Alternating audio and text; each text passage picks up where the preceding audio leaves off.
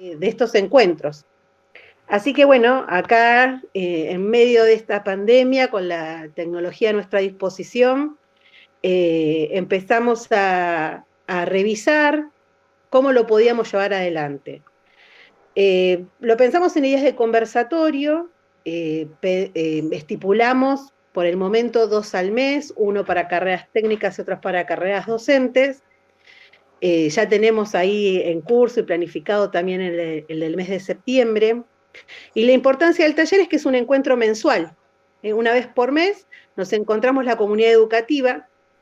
El taller tiene como intención articular la teoría con la práctica, la acción con la reflexión, articular los espacios formativos con el instituto formador. En el caso de las docentes son las escuelas coformadoras, y en el caso de las técnicas serán los espacios donde cada uno pueda desarrollar su práctica.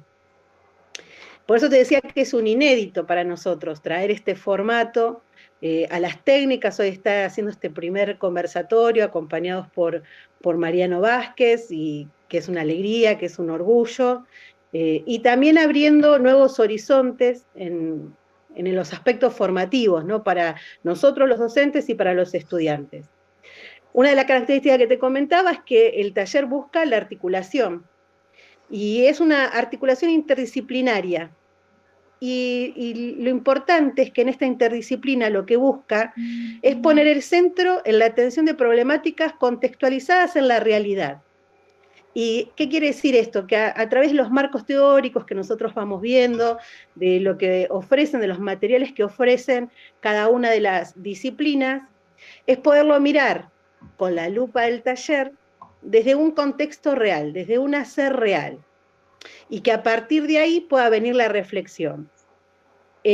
Como te decía, las técnicas no lo tienen curricularmente, pero bueno, este espacio nos puede servir a nosotros para retroalimentarnos, carreras técnicas y carreras docentes. Por eso, algunos temas nos van a convocar a todos. Esa es la idea, poder encontrarnos institucionalmente, encontrarnos como comunidad educativa para fortalecernos.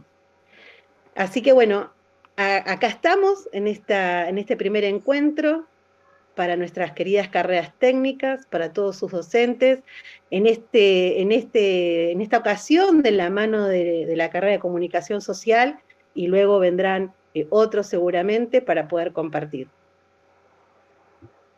Gracias, Laura. Le damos, bueno, la bienvenida a Mariano. Quisiéramos por ahí que nos cuentes un poquito de tu formación para que los chicos y las personas que están escuchando te conozcan. Bueno, primero, gracias por la invitación. Nada, yo bueno, lo conozco a Martín de haber estado juntos en la carrera. Yo empecé a estudiar un poco antes, soy un poco más viejo, pero yo soy licenciado en comunicación por la Facultad de Periodismo de La Plata, y en esa misma facultad me doctoré. Básicamente mi trayectoria es haber pasado por algunas radios platenses, después haber trabajado en algunos diarios, y ahora más que nada estoy más enfocado a la docencia y haciendo, cuando se puede, alguna colaboración, algún trabajo de consultoría en comunicación. Y en los últimos años, los últimos 5 o 6 años, me enfoqué más en lo que es la comunicación digital. Un poco por una afición por la tecnología, son como juguetes para adultos, en el mejor sentido de la palabra. Uno no como puede divertirse mucho, y otro poco porque es una tendencia que no para de crecer, y la comunicación digital hoy abarca no solo el periodismo, sino un montón de aspectos. Entonces, digo, la tecnología está cada vez más metida en nuestra vida, entonces en un punto era como juntar como varios intereses, algunos más lúdicos o más ligados a ciertas pasiones, y otros más de necesidad académica. Entonces, un poco es esa como mi recorrido, ¿no? Más por el periodismo y desembocando casi en la comunicación digital. Le compartía yo a Mariano hace un ratito la alegría. Él es un costero, nacido en Santa Teresita, y bueno, y tenerlo hoy acá también para nosotros es un desafío y una alegría para el territorio. Así que yo los voy a dejar, si les parece, que puedan iniciar su conversatorio. Mariano, desde el instituto, agradecidos por tu tiempo, para dedicarlo a conversar sobre estas cuestiones inherentes a la formación y a las prácticas. Un abrazo grande y los sigo mirando por YouTube. Gracias, un abrazo. Gracias, Laura. Bueno, primero y principal, Marian, sabiendo que quizá no solo es la Tecnicatura la que está participando de este espacio, sino quizá también la parte de formación docente, la primera pregunta que me surge, que me viene a la cabeza, que no te la he hecho, en realidad es cómo atravesás esta situación como docente, ¿no? Esta situación en la que nos encontramos de no poder tener al aula como entorno de trabajo y en esta situación de tener a las TIC no como recurso, sino como entorno también, o buscando recrear esa especie de entorno. Te voy a responder como por facetas. Desde una faceta como más romántica, te puedo decir que extraño muchísimo el espacio áulico, ¿no? Esa mezcla de acompañamiento y adrenalina que se da dentro del aula, esa cosa que pasa cuando cada clase que vos llegás es, si bien uno lleva los temas como estudiados y los conoce y los trabaja hace mucho, cada clase es un desafío, y que eso no esté, ¿no? Que no esté la pregunta del estudiante que te descoloca, ¿no? O aquel que siempre participa, o eso, que no esté ese desafío permanente, genera como un poco de extrañeza, y uno lo extraña, ese espacio uno lo siente como perdido. Entonces, por un lado, te puedo decir eso, que hace falta. Y por el otro lado, más como para tratar de suplantarlo, vemos, yo tanto trabajando en la facultad como en un instituto, usamos una plataforma de Moodle como para dar clases, en la que tenemos espacios de foros donde se presentan las clases, hay videos, uno puede trabajar con muchas instancias, y hemos trabajado muchísima mayor cantidad de horas para tratar de no solo de dar los contenidos, sino justamente de dar ese espacio de apoyo, ¿no? Ese espacio de comunión que uno tiene con los estudiantes. Entonces, hemos como puesto mucho ahí, y hemos apelado a todos los recursos de la tecnología, ¿no? Desde responder como una infinita cantidad de mails hasta como pasar no solo clases por escrito, digo, que sean como apuntes. Entonces el desafío ha sido bastante grande. No hemos como cubierto nuestras expectativas, digo, uno piensa que va a poder, digo, que la tecnología le va a facilitar todo, y lamentablemente no hemos podido, pero así todo es un saldo positivo, digo, los estudiantes están también como empezando desde un lugar como desde atrás, ¿no? Como el trauma este que tenemos todos, que estamos encerrados, que tenemos que reducir como todo nuestro contacto a una pantalla, pero digo, así todo, el resultado ha sido como satisfactorio. Uno siempre espera que se le haya ido mejor, pero bueno, creo que fue muy bueno, y hemos puesto mucho, ¿no? En muchas horas fuera de la pantalla como para preparar las clases, para esto, como amoldarnos a las interfaces, por decirlo de alguna forma más técnica. Estuviste notando en este contexto, ¿no? Como que se reduce la interacción con el otro, con tus estudiantes en este caso. Es diferente. Sí, pero es completamente diferente, porque uno cuando está en el aula, claro, sí, cuando uno está en el aula uno empieza a encontrar que están aquellos que no, por hablar de estereotipos, ¿no? Están esos que hablan mucho, ¿no? Esos que pueden como comentar cada frase del docente, están aquellos que son más sensatos, ¿no? Y aquellos que no participan nada. Digo, estoy yendo como muy estereotípico en un punto, pero bueno, como para entenderlo a dónde voy. Bueno, eso se recrudece en la instancia de plataformas, porque quizás digo, aquel que no participaba nunca en clase, uno apenas entiende que está participando porque entra en los trabajos prácticos, pero después no hace preguntas, no comentan los foros que uno abre. Digo, hemos estado desde una de las materias implementando una práctica que es de cada clase abrir foros con ejes para discutir.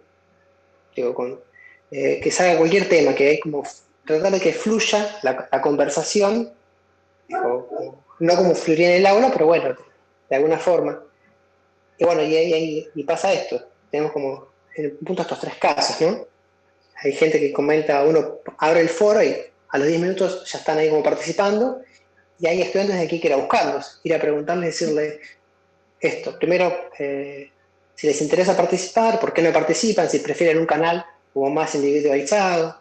Eso también es como, bueno, hay que ir como en un punto también forzando a la tecnología a que haga lo que nosotros queremos que haga, ¿no?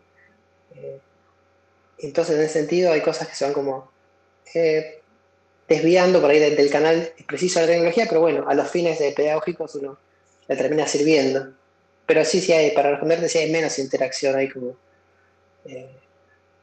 es eso, por ahí como muchos usuarios de la tecnología cuando la usan de forma lúdica están como más sueltos. Y en contextos institucionales eso se acorta. Y acá se nota, sí, se nota bastante. Se puede decir que, y también lo leía, y esto te lo comentaba antes del encuentro, ¿no? Del apunte, de los apuntes de comunicación digital de la cátedra, que en esa desviación que por ahí mencionás que los usuarios o los docentes quizás están haciendo con la tecnología, hay un sentido social atrás, además del uso en cada tecnología, además de la versión instrumental, hay una cuestión social, tanto para el uso como para las apropiaciones, ¿no? Porque justamente acá estás hablando de una desviación del fin de esa tecnología y también estás hablando de un condicionamiento, de un contexto institucional para el uso también, siendo fuera de las instituciones el uso de la tecnología más libre, más al ocio. Es como que hay algo más que la herramienta en términos de comunicación. Sí, claro, no podemos como pensar a las tecnologías como que cayeron del espacio, ¿no? Y están ahí como, es pura instrumentalidad, digo, hay como un montón de factores que están siempre como alrededor de la tecnología. Por un lado vamos a tener esta idea de lo que se llama como, para sintetizarlo, la brecha digital, pero es esto, no solo el uso del aparato, sino lo que yo pienso del artefacto, ¿no? Y por el otro lado está como el condicionamiento institucional, que es esto. Si, como nos pasa también con nuestros amigos, uno habla con sus amigos, o cuando hablaba cara a cara, ¿no? Tenía como un tono, una, una cierta cadencia de palabras, unos temas sobre los que se animaba a hablar, y en el aula, digo, es otro contexto, es otra la interacción. Bueno, eso también aplica para las tecnologías, aplica para otros espacios, y quiero yo que incrementa algunas cuestiones. Digo, si vamos a ser un poco más apocados, un poco más silenciosos en el aula, bueno, en un entorno, al menos este primer año que estamos atravesando así, se va a notar mucho más eso, vamos a ser como mucho más cuidadosos, eh, sobre todo por esta distancia, que esto es una cosa que hablamos mucho en clase, que no es lo mismo hablar que escribir. Entonces yo puedo usar una idea en una clase como alumno, ¿no? Puedo tener una opinión, esbozarla, y empezar a discutir de ahí, pero si yo la escribo y no se entiende, tengo que releerla, reconfigurarla para que se entienda lo que quiero decir, y eso lleva más tiempo, y eso quizás al llevar más tiempo también quita como la motivación de participar. Entonces hay como varios factores, y sí, por eso no, y lo social, digo, también hoy en día muchos estudiantes, una de las materias que doy son trabajadores del registro de la provincia, son adultos, son todos trabajadores que hacen un terciario, y en ese terciario muchos viven con sus hijos, o bien con sus parejas, o tienen una sola computadora, o tienen 14 perros, digo, y tienen que adaptar el contexto doméstico a un contexto estudiantil. Y eso hace que también que los tiempos sean más acotados, las energías sean distintas, la atención sea distinta. Porque una cosa es la atención que puede tener un estudiante en el aula, cuando habla el docente o cuando discute con sus compañeros, y otra cosa distinta es estar en la casa uno, ¿no? Tratando de prestar atención y pensando en que por ahí ya tiene que cocinar, que los hijos tienen que irse a dormir, no sé, lo que son los avatares de la vida cotidiana, ¿no? Son como distintos y que, bueno, influyen en esto en este espacio educativo. En este tiempo, bueno, todas las personas que nos encontramos en la parte, en el área educativa, ¿no? Tanto del lado de los estudiantes como de los docentes, tuvimos que ponernos un poquito más a utilizar los dispositivos para buscar información, para elaborar, ¿no? Preparar las secuencias, los estudiantes para buscar la info, para entregar las actividades, ¿sí? Las actividades de continuidad pedagógica. ¿Cómo te parece que, o sea, a mí me parece que ellos tienen un acceso a gran cantidad de información, ¿sí? Y por ahí yo creo que los he encontrado como que por ahí sienten como una nube de información de todos lados y también el tema de la ausencia, ¿no? De estas herramientas y no saber cuál elegir o cuál tomar para trabajar o para elaborar esos trabajos o esas actividades. ¿Cómo lo ves desde tu experiencia? Bueno, yo creo que se van primero hay como una sobreoferta como de herramientas y de contenidos. Respecto de las herramientas, puedo decir que nos pasa esto. Digo, vamos a hacer una clase de consulta, ¿no? Y entonces empieza el debate. Hacemos por Jitsi, por Zoom, por Google Meet, por este, por aquel. No, a mí me gusta más aquel. Primero es como resolver esa cuestión que es más técnica, pero que en un punto lleva tiempo. Y eso puede pasar también con eso, con repositorios donde buscan información. Eh, para muchos estudiantes el acceso más fácil es Wikipedia, ¿no? Eh, que si bien nosotros hemos decidido no cancelar el acceso a Wikipedia, sino que sirva como organizador. Es decir, nosotros en una época se estaba como mal visto que un alumno, entonces un poco viejo, ¿no? Pero que un alumno citara Wikipedia estaba como mal visto. Sí. Nosotros hemos decidido, digo, esto es una decisión de la materia, no pretendo que sea una cosa general, que Wikipedia sirva como una guía, como un índice de acceso. Es decir, no sé, vos sos estudiante y no entendés lo que es el hábitos de Bourdieu, por ejemplo, bueno, buscarlo ahí, fíjate qué referencias hay y andá después a buscarlo al autor. Digo, no te quedes con eso, que eso te sirva como de puerta de acceso. Un poco como sirven las enciclopedias, ¿no? Como eso. Entonces, ante la abundancia de esta información, hemos ido tratando de permitir como esas cosas, sobre todo en el contexto de pandemia también, que digo que hay como más cosas a flor de piel, mayores sensibilidades, una mayor tendencia a la frustración por no poder resolver algunas cosas. Bueno, hemos sido un poco más laxos en ese sentido. Y por el otro lado hemos resuelto entregando los materiales teóricos, trabajando un poco extra nosotros, decir, bueno, a ver, esto se va a resolver o este eje o este objetivo de esta materia va a ir sobre estos materiales teóricos, ¿no? Entonces hemos resuelto también para simplificar, digo, al menos estos primeros años, no sé cómo, no cómo va a seguir, pero justamente para tratar de eso, de aminorar el impacto de la sobreabundancia de información y evitar que queden así como eh, perdidos, ¿no? O obnubilados por eso, justamente aturdidos por toda esa marea de información. Claro, porque en este breve tiempo, ¿no? Desde que empezó esto del aislamiento, eh, tuvimos que empezar a utilizar herramientas por ahí nuevas para muchos y también esto, ¿no? De buscar en distintos medios eh, toda la información para poder, no, de alguna manera resolver la cuestión esta de mantener la continuidad pedagógica, que en algún punto, lo que vos decís, en muchos casos generó frustración, no solo por parte de los docentes, sino de los estudiantes. Vos veías que era distinto, y encima al no vernos las caras personalmente, que es otra, como decís vos, la sensibilidad es diferente, eh, se complicaba un poquito más esa cuestión. Y bueno, intentábamos nosotros buscar estrategias, ¿no? Para, digamos, atraerlos y mantenerlos, mantener ese vínculo con los estudiantes en este contexto, ¿no? Que nos toca por primera vez experimentar. Sí, sí, yo pensaba en una cosa como más personal, pero que por ahí eh, se entiende hacia dónde iba recién. Cuando yo era estudiante, yo era de los estudiantes más más silenciosos. Salvo algunos pocos temas que me convocaban,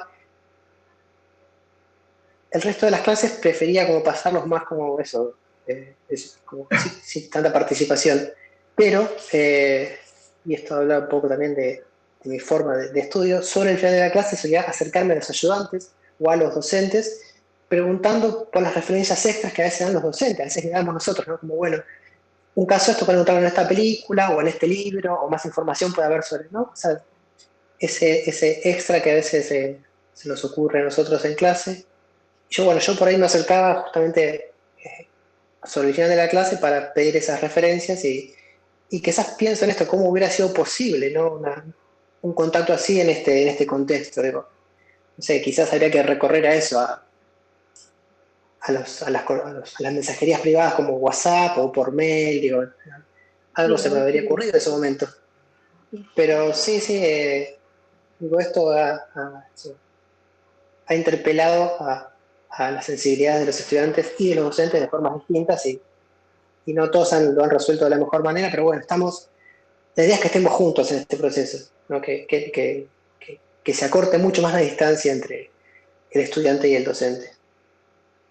Tuvimos, claro, que retomar, como decías recién, el uso de algunas redes sociales, hacer o realizar gestión de comunidades virtuales, lo de la plataforma que comentabas también.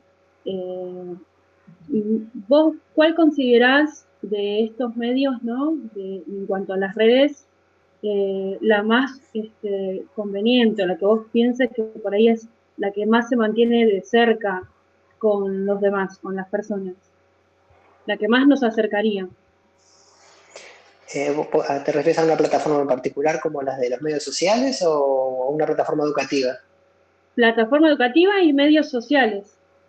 Plataforma educativa, igual nosotros estamos utilizando la que nos brinda el Infod, ¿no? Mm. Pero la de Moodle también se usa mucho a nivel nacional. Y lo que notamos, lo que te decía recién, por ahí los estudiantes no ingresan tanto a ese tipo de plataformas, pero sí se mantienen más activos en las redes sociales. Sí, eso creo que porque les queda como mucho más cómodo, es un espacio, digo, las redes sociales son un espacio donde ellos habitan mucho más, Claro. ¿no? Que las instancias más, las plataformas educativas. Yo la mejor experiencia que tuve fue con Moodle, digo, no. Después las otras las he visto como más por arriba, como Google Classroom o Edmodo, las he visto muy por arriba. Entonces he coincidido en distintos institutos en esas plataformas y la verdad que hemos ido aprendiendo como a sacarles más el jugo. Pero también pensando en esto otro, ¿no? En qué plataformas, en qué medios sociales uno puede como apelar, yo creo que uno tiene que congeniar dos cosas, un poco hacia dónde va la materia y otro poco quiénes son los estudiantes. Eh, Nosotros ahora, este cuatrimestre, empezamos una materia que se llama Introducción a lenguajes de la programación, que está como destinado más hacia el periodismo digital, pero bueno, se ve un poco más de algunas cosas más técnicas. Sí, sí. Y lo que vamos a hacer es habilitar unos canales en paralelo a la plataforma que suponemos son más usados por los estudiantes. Uno, por ejemplo, va a ser Discord, que es un servicio de video chat que tiene como permite hacer como canales. Después, no sé, vamos a ver si nos pasamos a Telegram para hacer alguna especie de canal de difusión. Estamos evaluando eso como para dar un canal alternativo. Bueno, ¿tiene la plataforma? Sí. La plataforma tiene su servicio de mensajería, tiene sus foros, pero bueno, va a haber algo extra que va a ser esto. Pero estamos como evaluándolo, también pensando en qué estudiantes vamos a tener, ¿no? Eh, También tengo como referencias de otros docentes que han resuelto todo muy bien con grupos de WhatsApp. Que, no sé, digo, es eso, es como evaluarlo. Para mí el secreto es evaluarlo ahí en contexto. A ver, bueno, a ver.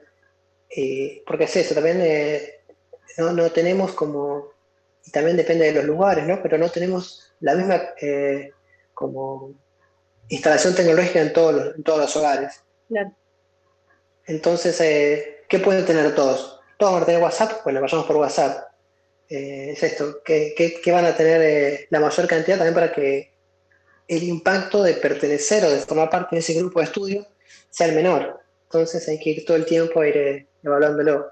Pero yo creo que esto, digamos, en un punto voy a reivindicar los usos desviados de la tecnología, y si es una tecnología que se usa para, no sé, para hacer determinadas cosas, supongamos para charlar con amigos, ¿no? Usamos WhatsApp, usémosla con un grupo de estudio. Sí, claro, puede servir, digo. Torzamos un poco ese uso más institucional y llevámoslo para el que nos conviene a nosotros, ¿no? Entonces ahí creo que eso puede estar bueno. Dos cosas quería comentar. Sí, He notado que los grupos van mudando de redes sociales de una a la otra, en cuanto a grupos de estudio me refiero. Por ahí le dan más hincapié a una, por decirte Facebook, y después lo dejan y pasan a otra, a los grupos de WhatsApp. ¿Eso por qué pensás que puede llegar a ocurrir? Que vamos cambiando de una red a la otra. no, yo creo que eso simplemente es parte de los usos. Digo, los usos tienen esa mutabilidad. Hoy estamos, para hacer una alegoría un poco grosera, pero creo que puede servir. Antes nos juntamos en un determinado bar y después nos empezamos a juntar en otro y eso cambió, digo, y empiezan a cambiar los espacios, y empiezan a cambiar esos lugares donde nos sentimos más cómodos, y creo que los estudiantes en ese punto empiezan a ver eso, a ver si antes varios estaban antes, 2014, 2013, nosotros empezábamos la cursada y teníamos un grupo de Facebook, donde ahí se subían todos los contenidos. 2016 preguntamos qué estudiante de primer año de la facultad tenía Facebook y dijo ninguno. Entonces, Claro. un poco también los usos de ellos van como cambiando, y nosotros los docentes tenemos que empezar a negociar también ahí, a ver para dónde vamos. Pero yo creo que tiene que ver más que nada no sé, con tendencias, con usos, con comodidad, y también con las limitantes estas como, tecnológicas. Digo, no todos van a poder tener todas las aplicaciones celulares, no todos tienen el mejor teléfono, ni pueden tenerlo, ni quieren. Entonces, en un punto eso se va moviendo y quizás no podamos encontrar como una respuesta única. Yo creo que tiene que ver más que nada con usos y con cierto factor de comodidad, que cuando estamos todos ahí, bueno, estamos ahí. ¿Qué pasa con esta cuestión, no solo para los docentes, ¿no? Sino ampliando la pregunta a todas las especialidades que puede tener el instituto y la comunidad en sí? Porque creo que es una pregunta que atraviesa independientemente de la formación. ¿Qué pasa con ese posicionamiento, o qué deja ver ese posicionamiento frente a la tecnología de la tecnología no es para mí? Yo no puedo con la tecnología. ¿Qué se juega ahí en realidad, en esa frase? Yo creo que ahí se juega, digo, si puedo arriesgar una respuesta, es como el miedo a lo desconocido, ¿no? Porque, digo, no voy a hacer ninguna defensa como a ultranza de la tecnología, pero yo creo que se juega eso, se juega un temor a uso desconocido que todo el tiempo cambia. Digo, la tecnología está pensada hoy en día como una especie de beta permanente, ¿no? Nunca hay una interfaz definitiva. Digo, todo el día nuestros teléfonos reciben actualizaciones, todo el día se cambia alguna funcionalidad de Facebook o de Twitter, o cambia un icono, o cambia un botón, o el botón que estaba a la derecha ahora está más arriba, y si antes se llamaba favorito, ahora se llama me gusta. Entonces en ese trajín hay muchas personas que deciden no subirse.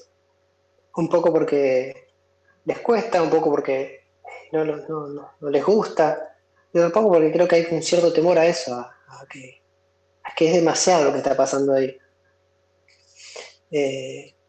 Pero yo creo que, digo, si bien no se me ocurre como una razón más sociológica de eso, creo que podemos pensar en nosotros como docentes en trabajar en achicar esa distancia, ¿no? En- y achicarla, digo, en el sentido más concreto. Es decir, si nosotros supongamos que necesitamos 5 plataformas para dar nuestra materia de la mejor forma, ¿no? Con todo, con video, con audio, con cosas interactivas, con material disponible. Pero suponemos que usar esas 5 plataformas va a dejar a muchos afuera. Bueno, reduzcamos esa oferta, hagámoslo más concreta, más elemental, pero que los incluya a todos. Entonces yo creo que ahí la materia no va a perder, sino va a ganar, porque va a ganar como en interacción, va a ganar en continuidad, va a ganar en despliegue. Yo creo que la única forma eso de combatir la tecnología no es para mí, o que eso que aparece mucho, es como bajarle como la importancia y la centralidad. Vas a ver que es para vos si la vamos a usar, pero no vamos a hacer todo esto, vamos a hacer unas cosas más elementales. Y ahí un poco se empieza yo creo que se puede empezar a reducir ese discurso, que es, bueno, que es consecuencia también de esto que es la tecnología, que es avasallante, ¿no? Que va cambiando todo el tiempo, avanza, cada vez tiene más funcionalidades. Y bueno, digo uno porque todavía pues, es joven y le gusta y está como metido y tiene esta necesidad de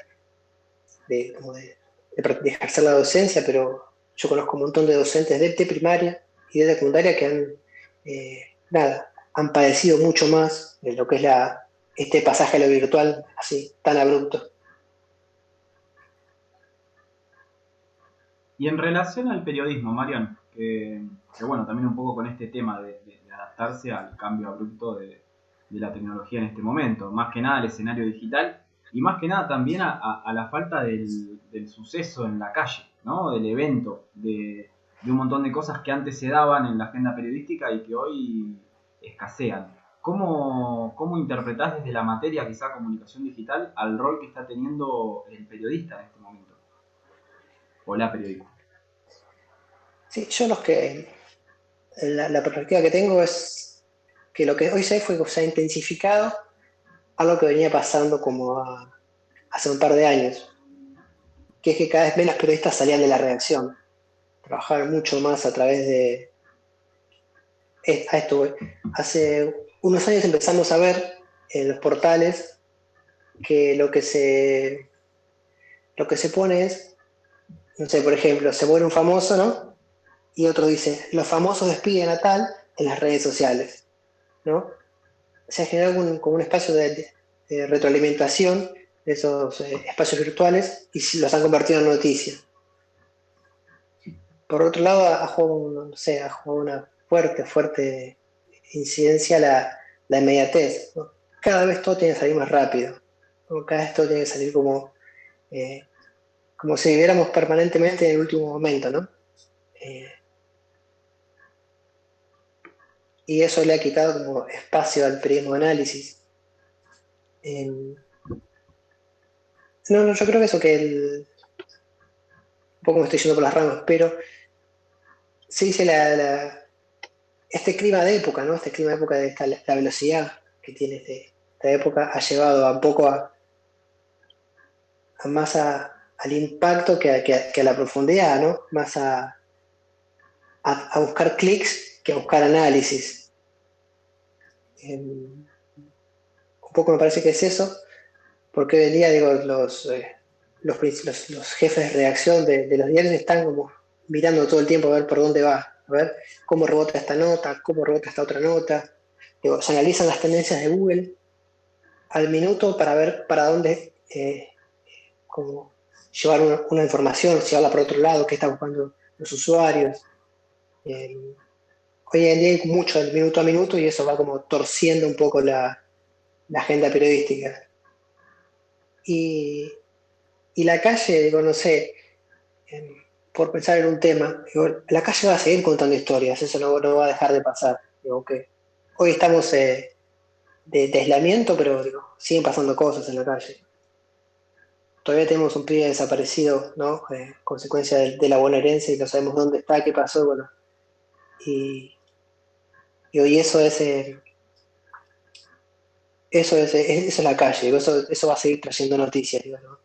Por más que haya tecnología, la calle va a seguir hablando, digo. Entonces por más que en las redes se ha hablado de muchas cosas, cuando la gente ha salido a la calle a movilizarse, eso ha como trastocado la agenda. Entonces me parece que, no sé si te estoy respondiendo a tu pregunta o no, pero creo que se da como un efecto como desigual y combinado, ¿no? De mucho flujo de información en las redes, mucha cosa inmediata, pero también hay otro espacio que sigue como generando información.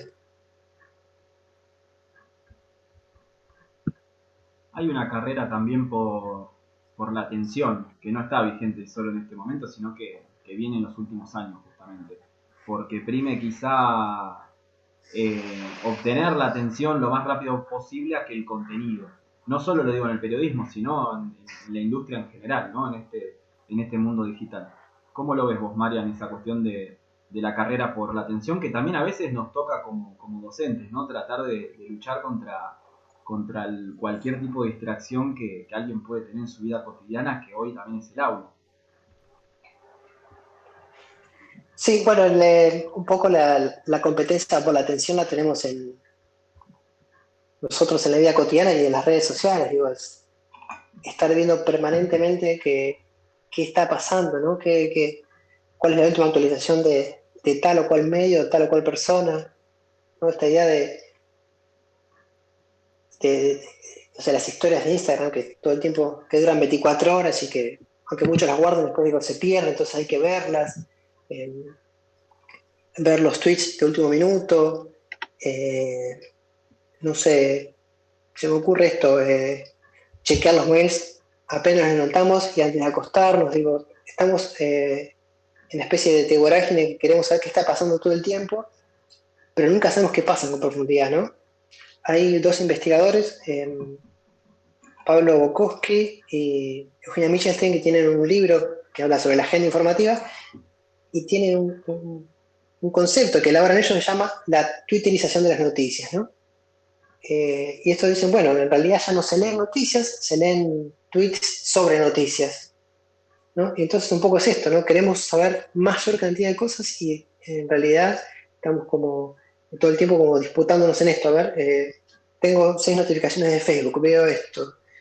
Tengo 3 notificaciones de Twitter, bueno, un like. A ver qué dice una discusión, leo la discusión. Y en realidad hay como una posibilidad de enfocarse en periodos más largos de lectura o de formación. Digo, no estoy como añorando la lectura como en papel, ¿no? Y esa cosa más por ahí de hace unos años. Digo, no, yo reconozco que la lectura está cambiando, que los procesos están cambiando, pero bueno, también hay que reconocer esto, que si bien hoy en día cuando uno genera con contenidos, tiene que adaptarlos a estos tiempos de lectura, ¿no? Digo, que TikTok sea un éxito, tiene que ver con eso, digo, videos cortos, muchas veces que no tienen como un contenido demasiado político, sino por ahí son más lúdicos, no sé. Pero lo que voy es que, digo, debemos como tener como esta doble mirada, ¿no? Por un lado reconocer qué se está perdiendo en términos de atención continua, ¿no? En publicidad se están pensando en videos de 30, 25 segundos para que el lector o la audiencia no se vaya. Y por otro lado tenemos que pensar en esto otro, ¿no? ¿Cómo nos afecta esto tanto como lectores y como docentes? ¿Saber cómo combatimos la distracción dentro del aula? Digo, la combatimos, la integramos, convivimos con ella. No sé, eso es todo un desafío. Digo, ¿no? Hace unos años estaba como más prohibido el uso del celular dentro del aula. ¿No? Estaba como, adentro del aula el celular no. No creo que hoy perdimos esa batalla. Todavía es nosotros y ese instrumento como herramienta pedagógica. Bueno, si no le podemos decir que no, bueno, vamos a incorporarlo. ¿No? ¿Qué hacemos con eso?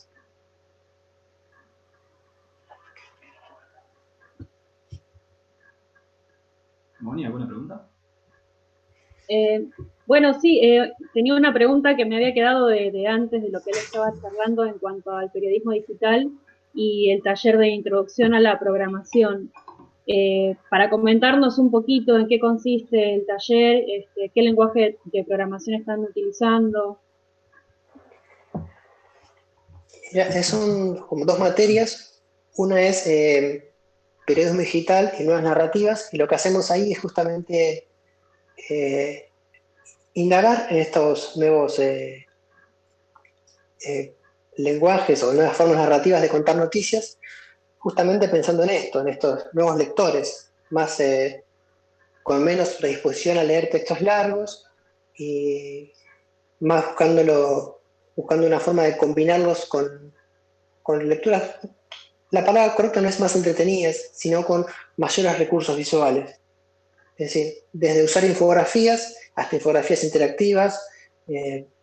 Pensar en esto, en algo que está muy de moda, o que está, bueno, en realidad no se está como teniendo mucho impacto hoy en día, es la visualización de datos, con todos los datos del COVID, ¿no? Es como, como, nos ha explotado en la cara. Bueno, pensar cómo eso lo usamos informativamente. Entonces, por un lado, exploramos esas narrativas y el desafío de la materia, esa materia de periodismo digital, es que los estudiantes puedan reconvertir espacios lúdicos, como puede ser Instagram, Facebook, incluso WhatsApp, en espacios informativos. Cómo pueden cómo pueden salir de la comodidad de ese espacio donde están como más de farra, por decirlo de alguna forma, ¿no? E ir más hacia una cosa periodística. Entonces, un poco como extrañarse de lo que hacen habitualmente para meterse periodísticamente. Entonces, por un lado, esa materia va por ese camino, ¿no? Como explorar nuevas narrativas, incluir también, bueno, esta idea del audiovisual, ¿no? Pensar en los podcasts, como son nuevas formas de escuchar radio, aunque no es radio el podcast, bueno, como puede ser algo distinto, ¿no? Pensar en el audiovisual corto, un poco explorar eso. Y en la otra materia vamos un poco como al detrás de escena, y lo que estamos viendo más que nada ahí es maquetar páginas web. No nos metemos con demasiados lenguajes porque es un cuatrimestre, digo, después tiene la segunda parte de la materia en la que sí se dan unos veces más en Java. Bien. Pero en principio lo que se hace es como cómo maquetar una página web, cómo pensar toda esa estructura Claro. para que el estudiante de comunicación digital pueda tener diálogos con un equipo interdisciplinario, ¿no? Que él tenga una idea comunicacional y o periodística, y pueda hablar con un programador, pueda hablar con un diseñador, que pueda hablar con alguien que se encargue de visualización de datos, y que entre todos se pueda armar con un producto como más cerrado. Digo, una referencia, digo que es como quizás el contenido más premium que se pueda ver hoy en día en visualización de datos, es el New York Times. Está haciendo un montón de infografías interactivas en su sitio para contar esto, cuestiones sobre el COVID, sobre cómo el coronavirus, qué circulación tuvo, qué medidas están tomando. Está haciendo algo que se llama scrollytelling, que es una mezcla de storytelling y scroll, escribir con el mouse, y está buenísimo porque uno va como navegando esa página y la información fluye, es una idea como muy líquida de información, donde la infografía va cambiando, es como estar de paseo leyendo el diario. Pero un poco es eso, y un poco es no solo mostrarles cómo están hechas esas cosas, sino que se animen a pensar, digo, porque si hay un lugar donde el estudiante sabe que está ahí porque se puede equivocar, que está ahí porque puede arriesgar, es en la universidad o en el aula, ¿no? Digo, nuestra labor como docentes es decirle, bueno, acá no te puedes equivocar, acá no puedes hacer lo que creas, acá puedes arriesgar, porque este es un sitio seguro para eso, justamente. Yo quizás soy como bastante promotor de esa idea, ¿no? De, bueno, anda un poco más allá, a ver qué querés hacer, bueno, y arriesgate un poco más, veamos hasta dónde vas, a ver cómo contarías esta otra cosa. Porque si bien de las dos materias lo que se busca es eh, revitalizar la importancia de contar historias, ¿no? No solo hablar de periodismo, sino, bueno, contar algo. Bueno, a ver, ¿cómo me lo contarías? Y bueno, y anda un poco más allá y arriesgate, porque un poco es eso también, digo, el acompañamiento que hacemos los docentes es ese, ¿no? Buscar que ellos se la jueguen un poco más. Me encanta, muy interesante la propuesta de este taller, ¿no? De intercalar, ¿no?, el periodismo digital y la programación, que es lo que les va a servir como una herramienta a en este caso también a los estudiantes de comunicación y estudiantes de otras carreras, como bien decía Martín, que están participando de esta charla. Las carreras docentes tienen algunas materias relacionadas con la programación, hay un taller de robótica. Yo desde mi área, del área tecnológica, trabajamos en una institución privada con el taller de robótica y nada, viste que los estudiantes se enganchan muchísimo y pueden armarse cosas espectaculares. Sí, sí, sí, hay un punto de ese, la primera vez que cuando los estudiantes llegan, ¿no? Y les decimos que van a como maquetar una página web, que es un poco como escribir el código, ¿no? Detrás de la página, la clase uno les parece que va a ser imposible, como eso no, esto no se puede hacer, y bueno, el resultado siempre al final es súper satisfactorio, ¿no? Porque un poco es eso, es por ahí luchar contra esto que Martín veía, ¿no? Que es decir, la tecnología no es para mí. Bueno, sí es para vos. Nuestro trabajo va a ser que sea para vos. Entonces un poco ese ese es el desafío, ¿no? Sabes Me que, gusta. perdón, Moni, No, no, Martín, hablar, estaba diciendo solo que me gustaba, me pareció muy interesante lo que comentaba recién Mariano. sabes que hace poco, va, creo que está hace 2 meses más o menos, hay un video de Inés Dussel hablando sobre bueno, la irrupción de las tecnologías en lo educativo, en el plano educativo, y esta cuestión de la resignificación del contrato de lectura que se va dando. Y ella adjudica un ejemplo en una de sus clases, creo que era un posgrado de México, si no me equivoco, contaba que los estudiantes estaban leyendo mediante MP3, ¿no? Las clases, les era más fácil a través de audios, porque viajaban en tren y el tiempo de viaje del tren que tenían por ahí para cruzar, podían escuchar el audio tranquilo y no podían estar leyendo el celular el PDF porque le tenían miedo a ciertos robos que puedan llegar a ver en el tren, y como que el MP3 era lo más discreto, lo más tranquilo. Y mencionaba también el ejemplo de cómo el PDF viene a cambiar a la fotocopia, viene a transformar el material de acceso al conocimiento que concebíamos como fotocopia, que a lo mejor permitía subrayar la fotocopia, ¿no? Vos en la fotocopia la podías hacer pelota, se le podías poner un montón de anotaciones, y en el PDF no se da tanto esa cuestión. Entonces empieza con esos ejemplos a hablar de cómo van cambiando no solo los contratos de escritura, sino también el contrato de cómo el lector ritualiza ese momento, ¿no? Ya sea desde el tren hasta subrayar una fotocopia. ¿Cómo ves la cuestión de los contratos de lectura dentro de lo digital?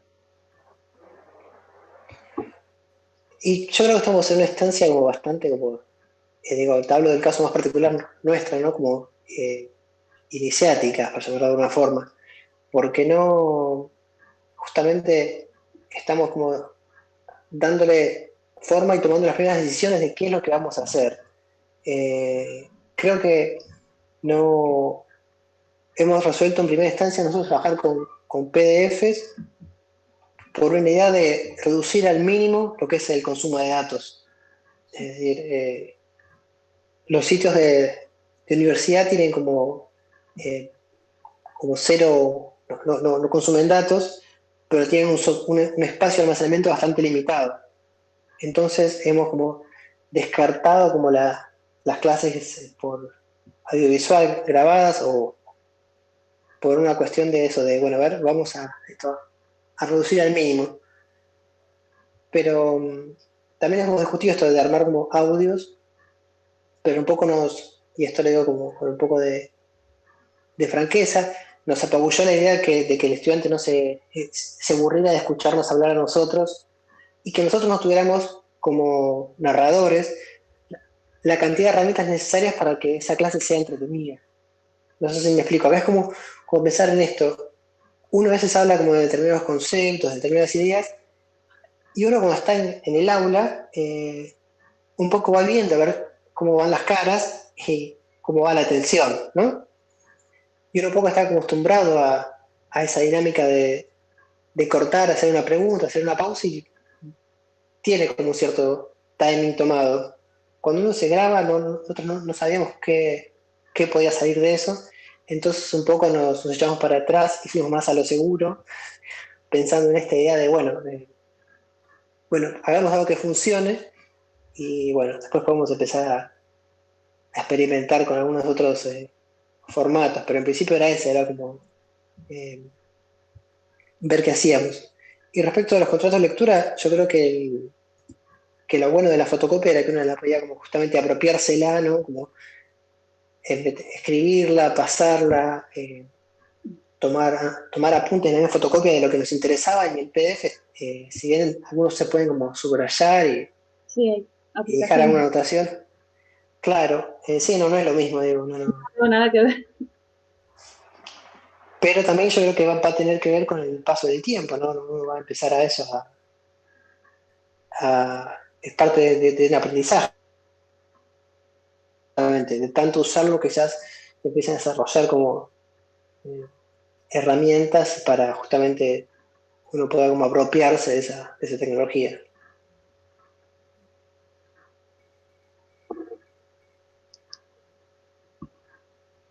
¿Alguna pregunta más? ¿Dando vuelta? Había quedado pensando de lo anterior, pero no, respecto a las lecturas que nos comentabas, bueno, que se hacían de esta manera, ¿no? Porque no tenemos, nosotros acá buscamos lo que decíamos recién, no estrategias, pero la que tiene menos consumo es la de los archivos en formato PDF o en alguna otra aplicación, pero que no tenga, no ocupe mucho espacio, ¿no? De almacenamiento, me refiero.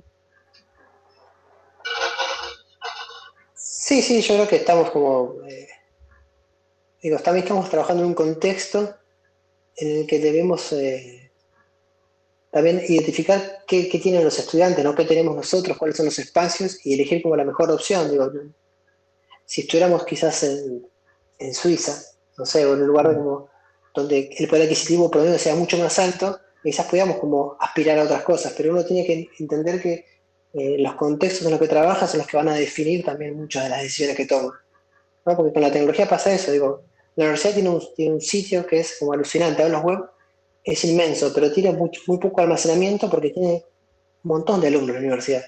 Entonces, digo, me parece que lo que está haciendo la universidad es súper importante, ¿no? No podemos pero así todo tiene limitaciones, entonces debemos como siempre estar como en ese registro, ¿no? Tratando de ver cómo es esto, cómo con cada decisión que tomamos acortamos la distancia y no la alargamos, ¿no? Justamente, ¿no?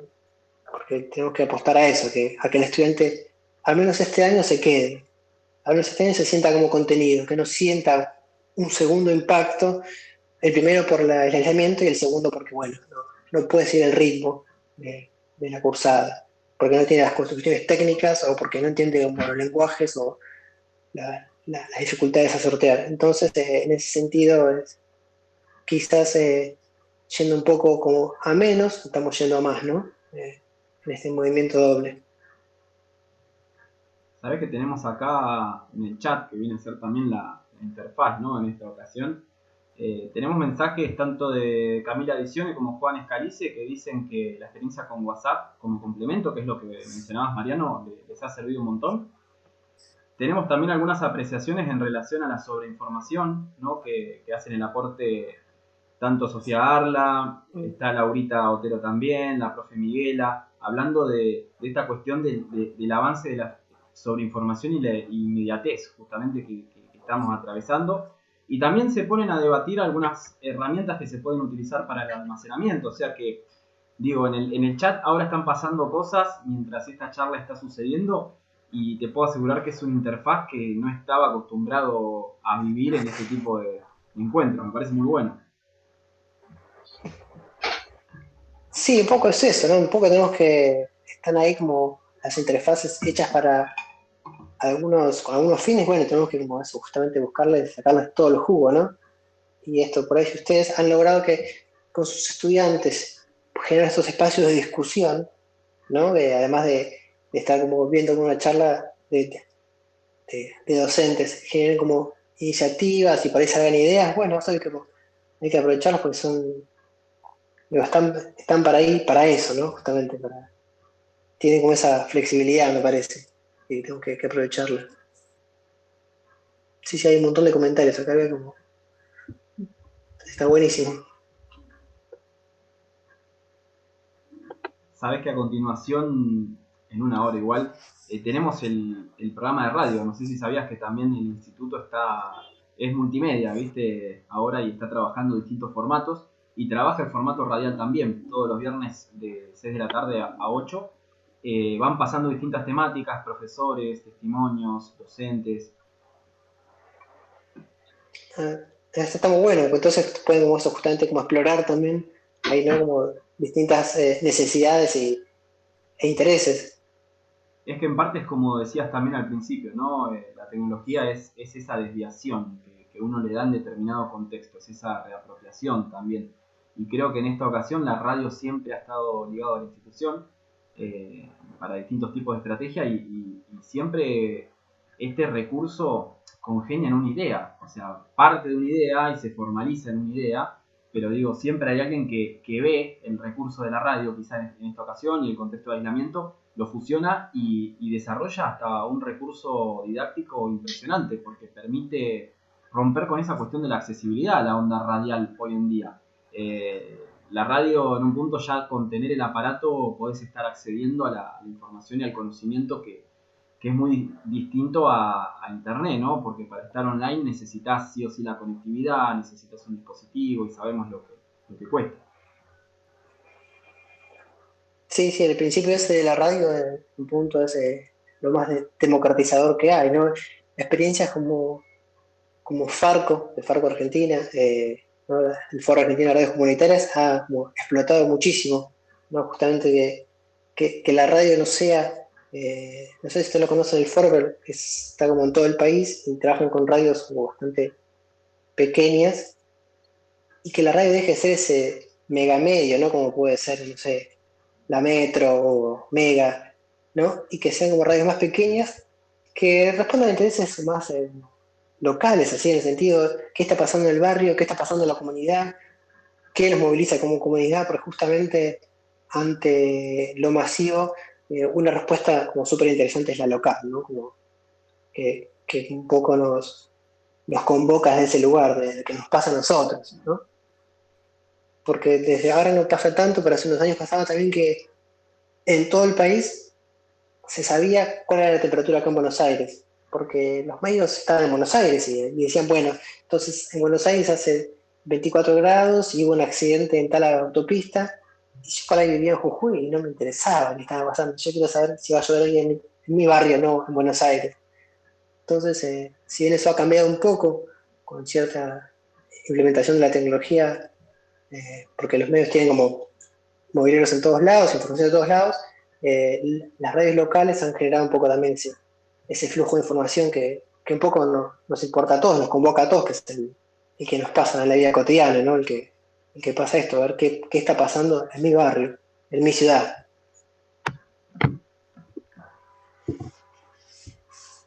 Bueno, ¿algo más, Moni, ahí en la galera? Bueno, hablamos un poquito de todo, de las narrativas, del periodismo digital, de las tecnologías. La verdad que creo que para mí, la verdad, te felicito porque esta charla me pareció muy, muy importante. Me parece que le va a servir a todos los docentes y estudiantes que estuvieron escuchándote. Y bueno, me parece que nos anima a seguir apostando, a seguir enseñando, a seguir aprendiendo, a pesar de estas contrariedades, ¿no? O esto que se ha presentado este año, a seguir adelante y no decaer. Sí, sí, que hablar, eso es una cosa que sí que está re buena, que es que cuando uno se mete al aula, ¿no? Se mete como a enseñar, y pongámoslo entre muchísimas comillas, está volviendo a aprender, digo, hay una instancia de diálogo ahí que se abre que es como, que es formadora para todos, para el docente y para los estudiantes, pero sobre todo para el docente, ¿no? Que lo pongan, que a uno lo pongan a duda, que lo pongan a prueba, que incluso estén de acuerdo y que haya como una especie de aval ahí, eso es formador para todos, así que sí, eso es como súper importante desde la docencia. Y por el otro lado, agradecerles a los dos por esta charla, la verdad que me sentí como súper cómodo. Espero que no haberlos como aburrido demasiado. Y nada, y agradecerles en serio, ¿sí? Lo que necesiten, estoy a su disposición. Gracias, Marian. Sabés que de atrás, tu escenario atrás se ve como con mucha iluminación, ¿no? Envidiable la iluminación de tu casa. Parece el cielo, parece que estás atendiéndonos desde un lugar lejano. Desde arriba. Y que hoy en día la iluminación para cualquier transmisión, Zoom, es clave. Yo a veces la padezco acá en esta casa. Pero nada, agradecerte. Simplemente eso. Bueno, no sé, gracias a vos, Martín, también. Sí, tenemos una buen ventanal acá en casa. Esa es la oficina donde trabajamos con mi novia y tenemos como buena iluminación y elegimos esta habitación para eso, para poder trabajar mejor, aunque estemos con la pantalla. Digo, la iluminación es fundamental como para cambiar un poco el aire, así que sí. Nos gusta mucho la luz, así que bueno. Pero bueno, gracias, en serio. Y nada, estamos en contacto, lo que necesiten. Es un gusto. Gracias, Marian. Voy a recordarle a la audiencia que a las 6 de la tarde en la radio AM en 1440 tenemos otro programa de Territorio 89 donde van a estar atravesando la cuestión de la inclusión en educación y sé de buena fuente que hay una entrevista con una docente de la institución y directora de un instituto, una escuela especial, mejor dicho, de San Clemente. Así que creo que es un programa, no sé si han trabajado antes la cuestión de la inclusión, me parece que no dentro de los programas, así que es un programa inédito para no perdérsela. No se lo pierdan, a las 18 horas, estén todos en vivo en la AM 1440 con la temática de inclusión. Así que bueno, muchas gracias chicos y chicas, gracias Moni, gracias Laura, gracias Marian. Gracias a vos Martín, gracias Mariano de nuevo, esperamos tenerte pronto en otra charla. Gracias, un abrazo.